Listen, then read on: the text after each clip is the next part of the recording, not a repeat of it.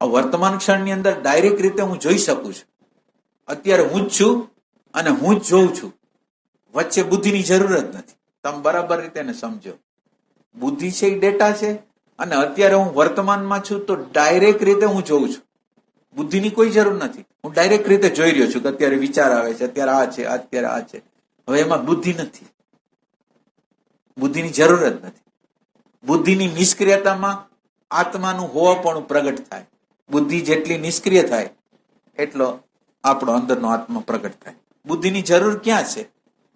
અત્યારે આપણે જોવું છે, સાયકોલોજીકલ સ્તર ઉપર આપણે જોવું છે, આપણી અંદર જે ચાલી રહ્યું છે એને જોવું છે, તો એમાં બુદ્ધિની શું જરૂર છે? તમે આ બરાબર રીતે આને સમજો છો? આને બરાબર રીતે તમે સમજો છો? બુદ્ધિ કોને કહેવાય અને જોવું કોને કહેવાય? બે વચ્ચેનો ડિફરન્સ તમને ખબર છે? ડેટા સ્વરૂપે છે, બરાબર. આપણે એમ કહેવાય કે ભાઈ એ ડેટાને એક સમયે ઉભો રાખી તો તટસ્થતા ઊભી થાય. ના, એટલે ઉભો કોણ રાખ? ઉભો કરવાની જરૂર નથી. તમે જોવો છો એટલે વયું ગયું. તમે ડાયરેક્ટ રીતે અત્યારે જોવો છો એટલે બુદ્ધિ નથી જ. તમે અત્યારે વર્તમાન ક્ષણમાં છો એટલે બુદ્ધિની હસ્તી જ નથી. તમે આ ક્ષણે તમારા થ્રુ જ જોવો છો તમે, એટલે તમને વિચાર દેખાય છે, પ્રકૃતિ દેખાય છે, બીજાના ચહેરાઓ દેખાય છે, બીજાનું ઘર કેવી રીતે ગોઠવેલું છે એ દેખાય છે. કેવી રીતે દેખાય છે? તમે અત્યારે હાજર છો, તમારી હાજરી અત્યારે છે, તો તમારી હાજરી છે એટલે બુદ્ધિની જરૂર નથી. તમે ડાયરેક્ટ રીતે જોવો છો. એટલે જોવાને તમે સમજો પેલા કે બુદ્ધિ એટલે શું અને વર્તમાન એટલે શું, એ સમજાય તમને?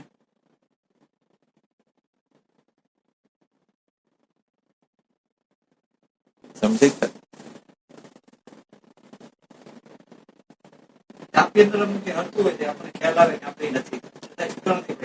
ના, એ આપણે નથી, એ તો ડેટા છે. પાછો આપણે નથી જે તમને વિચાર આવ્યો એ તો ડેટા છે.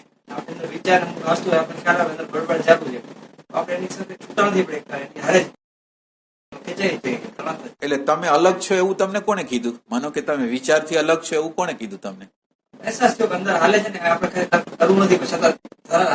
ના ના, એ ધરાર હાલે છે બરાબર, પણ તમને કોકે કીધું તો છે કે તમને આ વિચાર આવે છે ને તમે સાક્ષી છો, તો એ ડેટા કહેવાય કે તમારું જોવું કહેવાય? અચ્છા, તો હવે ડેટા છે એ કંઈક નહીં કરી શકે. તમે એ વસ્તુને જોઈ કે કઈ રીતે? તમને જે ડેટા મળેલો હતો, પણ તમે તપાસ કરી? તમે તપાસ કરી કે મારું હોવાપણું અલગ કોઈ છે? તમે કોઈ દી વિચાર કર્યો કે મારું હોવાપણું આ બધા એમ કહે છે કે અલગ છે, તો તમે એના વિશે કઈ અન્ડરસ્ટેન્ડિંગ કરી? તમે એની સર્ચ કરી? તમે સર્ચ કરતા નથી, તમે બધું માની લ્યો છો, અને માનીને તમે જીવનની સાધના કરો તો એનું પરિણામ હોય. માનેલાનું પરિણામ માનેલું જ આવે. તમે માનેલું છે આત્મા, એટલે આત્માનો સાક્ષાત્કાર કે આત્માની અનુભૂતિ નથી, માનેલું છે. અને હવે તમને તમારી અંદર પ્યાસે મરી ગઈ છે. પ્યાસ મરી ગયો કારણ કે તમે એમ માનો છો કે હું સાક્ષી જ છું. તમે સાક્ષીને જોયો નથી, સાક્ષીને જાણ્યો નથી, અને છતાંય તમે એમ કહો હું સાક્ષી છું, તો એનો શું અર્થ? એટલે સાક્ષીને કોઈ દી આપણે સાક્ષીને જોયો નથી, સાક્ષીને જાણ્યો નથી, બીજા લોકોએ આપણને કીધું તમે સાક્ષી છો એટલે આપણે સાક્ષી માનવા માંડ્યા, પણ એના દ્વારા તો આપણું સોલ્યુશન નહીં થાય. પ્રશ્નને એટલે તમે બરાબર અન્ડરસ્ટેન્ડિંગ કરો.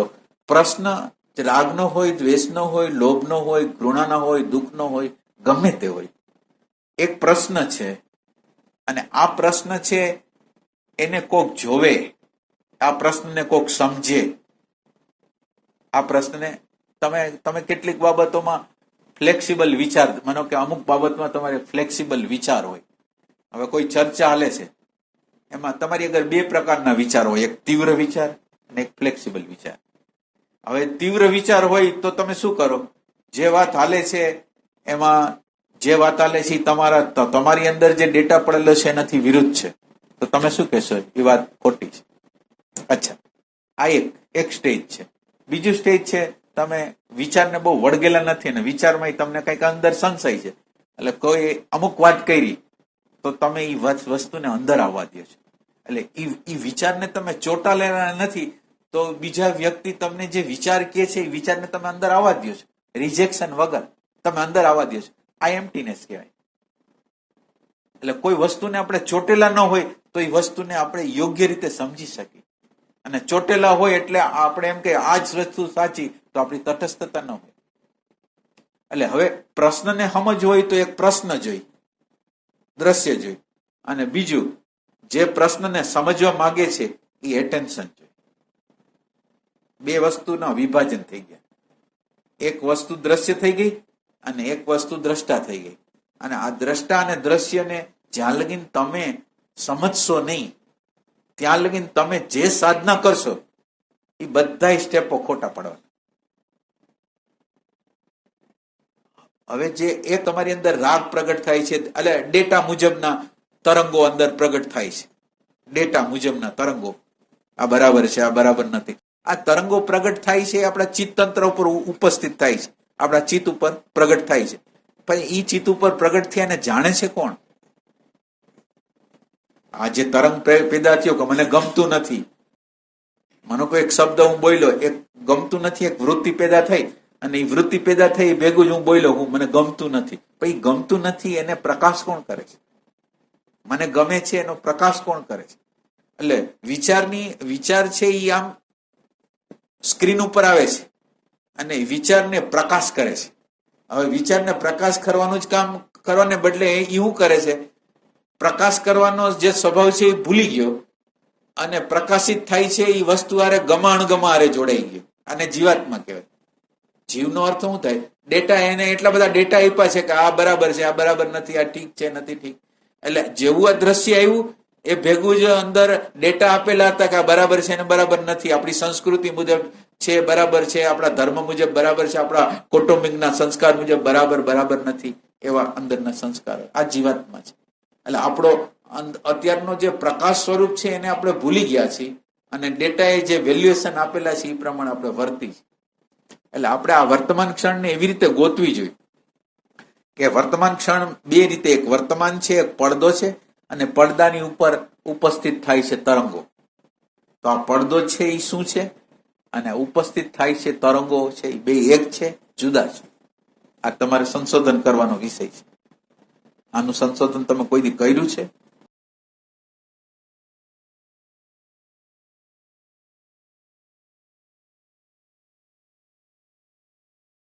હું વર્તમાન ક્ષણ જેને કહેતો હોય એને મારે તપાસ કરવી જોઈએ કે વર્તમાન ક્ષણ શું છે, વર્તમાન ક્ષણની ક્વોલિટી શું છે, અને વર્તમાન ક્ષણની સામે જે પરિસ્થિતિઓ, અંતઃકરણની સ્થિતિઓ જે હોય છે એ શું છે. આની અંદર એવી સર્ચ તો હોય છે. એટલે આપણને ક્યાંય જવું નથી, આપણે કઈ શોધવું નથી, આપણી અંદર પ્રેમ નથી. એટલે આપણે એક જગ્યાએ એટલા માટે ઉભા છીએ કે આપણે ગોતતા નથી, આપણી અંદર પ્યાસ નથી, આપણી અંદર પ્રેમ નથી, આપણી અંદર સર્ચ નથી, આપણી અંદર શોધ નથી, આપણે ઓથેન્ટિક નથી. કે મને જો જ્ઞાન જોતું હોય તો જે પ્રકારનું જ્ઞાન પ્રગટ કરવું છે તો મારે સંશોધન કરવું જ છે. સ્થૂળ રીતે થઈ ગયું ને શું થયું? 2 વર્ષ એટલે જ્ઞાની લોકો જોવે કે આ વ્યક્તિ બિચારું જોવાનું કામ નહીં કરી શકે, અને એને અત્યારે વેગ કેવો છે તો એ કે વેગ એને મૂવિંગ સેન્ટરનો છે કે હું કંઈક તપ કરું, નર્મદાની યાત્રા કરું, એટલે એનો વેગ એટલો જોરદાર હોય અને જોવાની ક્ષમતા ન હોય. હવે તો તમારે એના વેગને સંતોષ આપવો પડે, એના દ્વારા એને અન્ડરસ્ટેન્ડિંગ આવે કે આ માનો કે આ બધી યાત્રા પગ દ્વારા કરી પણ અંદર કંઈ ફેરફાર થતો નથી. યાત્રાઓ ગમે એટલી કરું, સાયકલ ઉપર કરું, ગમે એમ કરું, પણ અંદર જોયા વગર તો કંઈ કામ થવાનું નથી. એ સમજવા માટે આનું કીધું હોય કે તમે જાઓ. એટલે એને એક અલગ રેફરન્સથી લેવું છે. પછી આ ચોર જેવી એમ કીધું કે ચોર જેવી જાગૃતિ ન રહે થોડોક ના એવું કઈ ન, પછી એવું કઈ થાય નહીં, જાગૃતિ એવી ન આવે. પછી આગળ ન વધે, આગળ રડતું હોય કઈ, આગળ તો પ્યાસ દ્વારા જ આવે.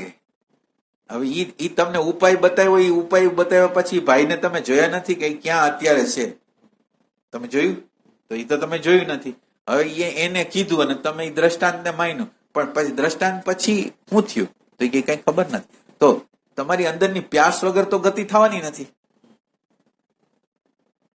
એમ.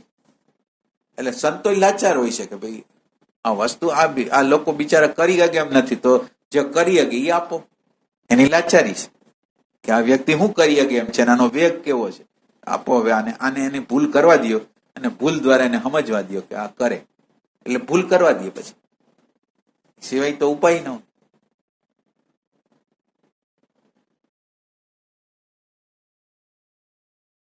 પ્યાસ છે એ તો ખાલી અવલોકન દ્વારા જાગે.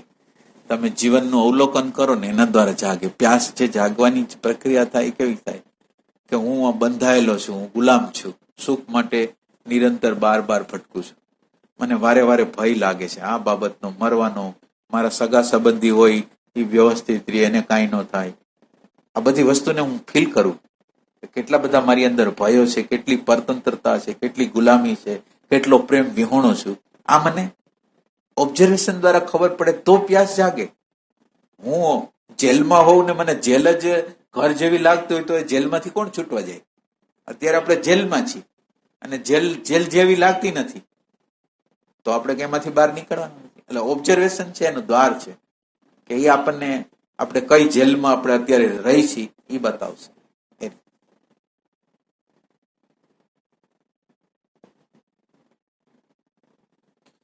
એમ કે આ વર્તમાન ક્ષણમાં આપણે જીવવાનો પ્રયાસ, માનો કે એક શ્વાસ ઉપર કે એમાં આપણે જીવવાનો પ્રયાસ કરી છે. તમે વર્તમાનને જોવો ખરા, આ શ્વાસ ઉપર જોઈ છે, શ્વાસ ઉપર અડધી કલાક લગીને તમે જોઈ ગયા, માનો કે સતત રીતે એને જોઈ શક્યા, તો તમને ખ્યાલ આવે કે એની અંદર કંઈક આનંદ જેવું આવે છે, કંઈક શાંતિ જેવું લાગે છે. તો આ વર્તમાનનો ઉપયોગ ખાલી એક જગ્યા ઉપર રહેવાનો કર્યો તો આ પરિણામ આવ્યું. એક પરિણામ એવું આવ્યું કે બધા જે વિચારોના તરંગો હતા એ શાંત થયા, એટલે અંદર જે શાંતિ હતી, અંદર જે આનંદ હતો એની ખબર પડી. તો આ એક વર્તમાન છે કે જે વર્તમાન દ્વારા તમને શાંતિ મળી અને આનંદ મળ્યો, તો એને તમે, એમાં વિષય નહોતો, કઈ વસ્તુ નહોતી, તો આ વસ્તુ તમને ખ્યાલ આવે. હવે આટલી ખ્યાલ આવ્યો તો તમે વર્તમાનના થોડાક ડીપમાં ગયા. વર્તમાનના ડીપમાં ગયા એટલે વર્તમાનના ડીપની અંદર શાંતિ અને આનંદનું ફિલિંગ કર્યું, પણ છતાંય આ વર્તમાન છે, આ વર્તમાનનો એક અંશ છે, પણ આ જ પૂરું વર્તમાન છે જેને આપણે ગોતી છીએ, એ આ જ છે. હવે આનંદ અને શાંતિ આવ્યા પછી આપણે પછી કોઈ પરિસ્થિતિ એવી ઉલટી આવી ગઈ તો આ આનંદ શાંતિ ઉડી ગયા. તો હજી આપણે વર્તમાનને કંઈક ખોદવાની જરૂર છે. આ જે વર્તમાનમાં જીવા એના દ્વારા નિર્વિષયનો આનંદ આવ્યો, શાંતિ મળી, આપણને વિષય વગરનું સુખ મળ્યું. પણ એ વિષય વગરનું સુખ મળ્યું તો એ થોડી વાર પૂરતું. હવે જીવનના પ્રશ્ન આવે છે ત્યારે આ સુખ તો કઈ કામ લાગતું નથી. તો હવે પછી આ વર્તમાન ક્ષણ શું છે, હું વધારે તપાસ કરું. તમે આવું કરો છો? તમને પૂછ્યું એટલે તમે વર્તમાનને કોઈ પૂછતા જ નથી. વર્તમાન, માનો કે આ વર્તમાન બધું જ છે. શ્વાસમાં રહ્યો છો, ફલાણામાં રહ્યો છો, ઢીકણામાં રહ્યો છો, જે રહ્યો છો, તમને થોડોક આનંદ આવે છે, થોડી શાંતિ મળે છે. તમે કોઈ એનાથી આગળ પ્રશ્ન કરો છો કે આ શાંતિ પ્રશ્નમાં રહેતી નથી, બીજી કોઈ જગ્યાએ રહેતી નથી, રાગને સમજી શકતી નથી, દ્વેષને સમજી શકતી નથી, ભયને સમજી શકતી નથી. તો આને મારે શું કરવું? આનાથી ઊંડી જે વર્તમાન હોય તો એ ઊંડું વર્તમાન મારે જોઈશે. ભલે આ વર્તમાનનો હું સ્વીકાર કરું છું અને આ વર્તમાન દ્વારા મને એટલી તો ખબર પડી છે કે વિષય વગર આનંદ હોય છે. મને આને ખબર પડી છે તો આટલું એનો આભાર માનું છું. અને હવે વધારે યાત્રા કરવા માટે હું આગળ જાઉં છું કે વર્તમાન શું છે, કરવું જોઈએ કે ન કરવું જોઈએ.